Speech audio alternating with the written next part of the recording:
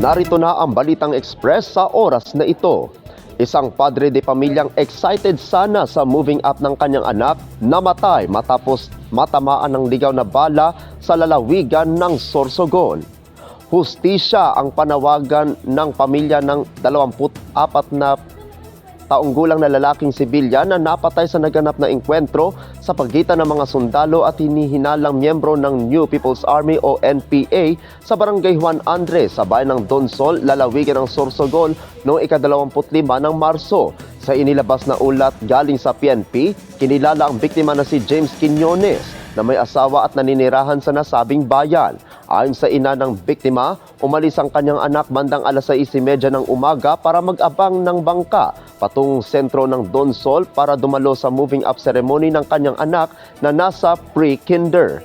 Bit-bit din niya ang bag na naglalaman ng mga damit na kanilang susuotin para sa okasyon.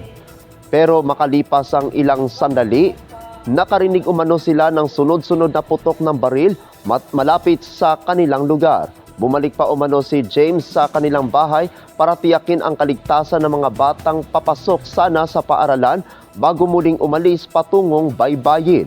Sa kabila ng pag-aalala ng ila, pinili pa rin umanong tumuloy ni James dahil naghihintay ang kanyang mag-ina. Ilang minuto matapos siyang umalis, muling umalingaw ang mga putok ng baril. Kalaunan, nakatanggap ng tawag ang ina na may isang lalaking nabaril sa baybayin na may dalang bag. Agad siyang nagtungo sa lugar at doon niya natagpuan ang sinapit ng kanyang anak.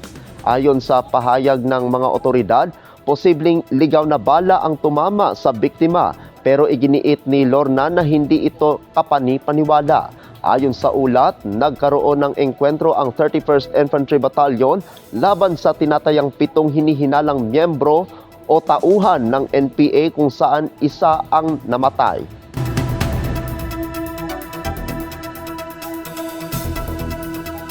Abangan ang iba pang mga balita mamayang 9:30 ng gabi sa Philippine Headlines.